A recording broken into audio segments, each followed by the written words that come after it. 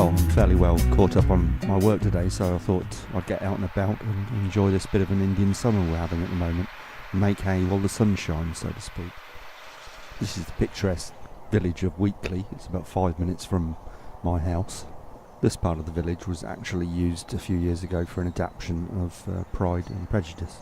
I think it starred Keira Knightley and Judi Dench, but from this area, via this gateway, you can actually access Weekley Park, which is part of the Boughton Estate, and there are certain parts that you can't walk in, but you can come down here on a summer's afternoon and enjoy the cricket, or just enjoy the countryside. I've loved this area and the surrounding countryside ever since I was a young boy. I walk here quite regularly with or without my dogs, and as you can see, this part of the estate is full of these wonderful old trees. We've got oaks, beech, horse chestnut and more. And as we head into autumn, some of the leaves are just started to turn to their autumn colours. Well, if you carry on down this track here, you eventually come to the River Ise, which is a tributary of the River Nen.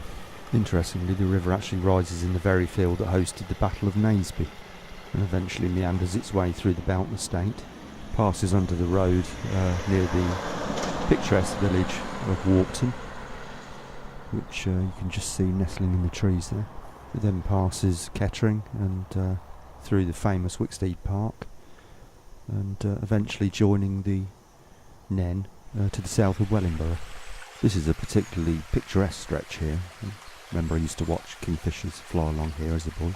There's also a good variety of fish can be found in the Ise, including roach, perch, barbel and chub, and it's the only watercourse in Northamptonshire to contain grayling.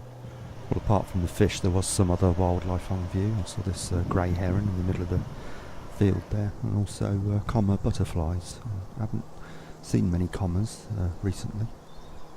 For anybody who doesn't know, the reason they're called comma is this little white mark under the wing, which looks a little bit like a comma.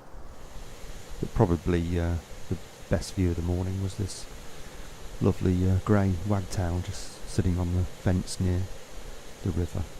The grey wagtail, not to be mistaken for a yellow wagtail.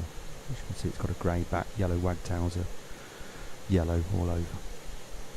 Well, just a quick footnote. It's nothing to do with the previous film, really. I was actually in my office editing the film, and I was joined by this fantastic little creature, actually a zebra spider, which is a jumping spider. It was actually smaller than my little fingernail, but I couldn't resist getting the macro lens out and filming it.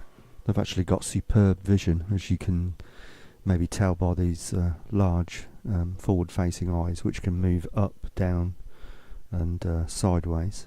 But for me, it's just amazing that something so minute can be so seemingly intelligent and intricate. Really brings it home to you, the wonder of nature.